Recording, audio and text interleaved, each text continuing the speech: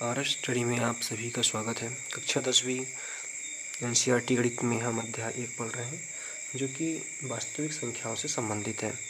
आज हम प्रश्नावली 1.1 का पहला सवाल हल करेंगे।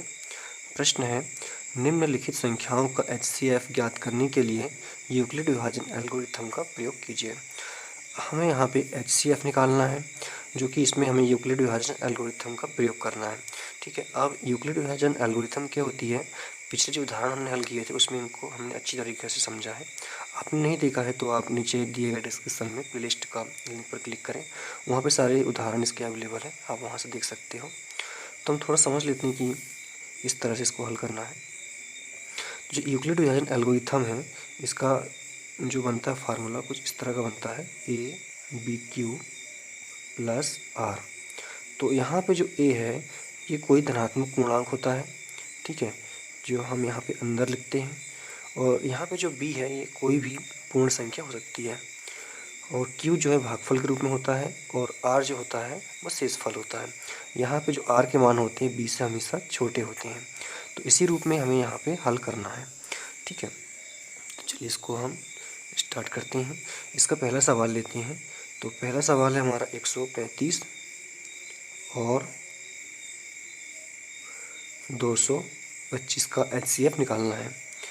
तो यहाँ पे पहले हमें बड़ी संख्या देखना है और छोटी संख्या देखना है, ठीक है, क्योंकि बड़ी संख्या में ही हम छोटी संख्या का यहाँ पे भाग दे सकते हैं। तो यहाँ पे 225 बड़ा है, इस तरह का ग्रेटर देन का निशान बनाना है। जो बड़ा वाला मुँह बड़ी संख्या की तरफ होता है और छोटा वाला मुँह छोटी संख्या की तरफ होता है। तो छोटी संख्या क्या है, यहाँ पे 135 है, ठीक है। अब हमें यहाँ पे क्या यूक्लिड विभाजन एल्गोरिथम का प्रयोग करना है। तो यहाँ पे हो जाएगा यूक्लिड, यहाँ से लिख लेना, यहाँ पे यूक्लिड विभाजन एल्गोरिथम। तो इसका जो फार्मूला हमने देखा था अभी क्या था, ए बराबर बी क्यू प्लस आर, ठीक है, इस रूप में हमने देखा था। तो हमें जो सवाल दिया है वो इस रूप में हमको बनाना पड़ेगा। तो इसे हम भाग विधि से हल कर लेते हैं। जो भाग देना है वो रफ में देना है हमें, ठीक है। तो बड़ी संख्या यहाँ पे क्या है 225, तो ये अंदर जाएगी, और यहाँ पे 135 का इसमें हमें भाग दे देना है। तो हम 135 में एक ऐसी कौन सी संख्या का गुणा करें कि हमें 225 मिल जाए, या इससे हमें लगभग में संख्याएँ मिल जाएँ। अगर यहाँ पे 2 बार देंगे हम तो यहाँ पे 450 आ जाएगा, सॉरी यहाँ पे 100 जो है 270 जाएगा, जो किससे अधिक है। तो यहाँ पे एक बार हम इसको भाग देंगे या इसका एक बार यहाँ पे गुणा करेंगे। तो यहाँ पे 135 का 135 हो जाएगा, माइनस घटाने पर 0, 2 का हो गया 12, 12 में से 3 गया तो यहाँ पे 9 बचेगा। यहाँ पे हो गया 1, 1 से 1 गया, कुछ नहीं बचेगा यहाँ पे, ठीक है। तो यहाँ पे जो बीच वाली संख्या है ये वाली, इसको पहले लिख लेना है यहाँ पे 225 बराबर। अब यहाँ पे बी का मान क्या है, यहाँ पे 135 है, तो यहाँ पे 135 आएगा बी का मान। साथ में गुणा क्यू क्या है यहाँ पे 1 है, धन का धन आर क्या है यहाँ पे 90 है, तो यहाँ पे 90। हमें लास्ट में यहाँ पे 0 मिलना चाहिए आर के बराबर में, तब तक हल करते रहना है। अगर 0 मिल जाए तो यहाँ पे जो बी का मान है तो वो यहाँ पे जो भी आएगा वो हमारे एचसीएफ के बराबर होगा, ठीक है। तो हम लिखेंगे यहाँ पे, यहाँ शेषफल 0 नहीं है, तो इसको आगे भी हमें हल करना है। तो अब हमारा जो भाजक था, सॉरी जो शेषफल था हमारा ये भाजक बन जाएगा, और जो भाजक था ये भाज्य बन जाएगा 135 का। तो हमें 90 में ऐसी कोई संख्या का गुणा करना जो कि 135 से आगे ना बढ़े। तो हम 90 का अगर 2 का गुणा करते हैं तो 180 आ जाएगा यहाँ पे। तो फिर से हम 1 का ही इसमें गुणा करेंगे 90 में, तो 90 का 90 आ जाएगा, और यहाँ पे कितना बचेगा 5 का 5, 13, 13 में से 9 गया तो 4, 45 बचेगा, ठीक है। तो उसी प्रकार जो बीच वाली संख्या है वो यहाँ पे जाएगी शुरुआत में। तो बीच में कितनी है संख्या 135 है, तो 135 बराबर बी की जगह में क्या हो गया हमारा, अब 90 हो गया, तो यहाँ पे 90 जाएगा।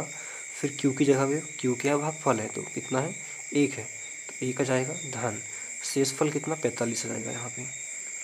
तो हम यहाँ पे देखें तो शेषफल हमारा इस शून्य के बराबर नहीं आ रहा है, तो हमें इसको आगे और हल करना पड़ेगा।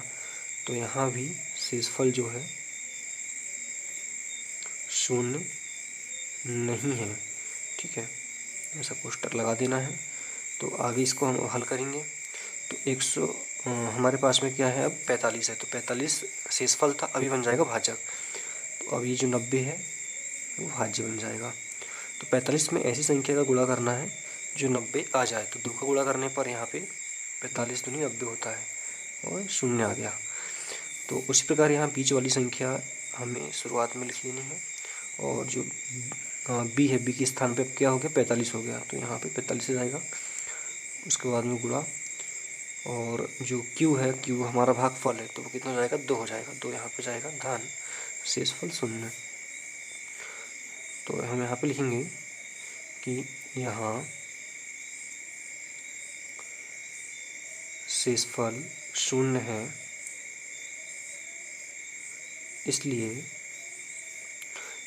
135 और 225 का, इसलिए 135 और 225 का HCF कितना हो जाएगा हमारा, जो बी का मान था वो यहाँ पे अब HCF हो जाएगा 45, ठीक है, और यही हमारा उत्तर है।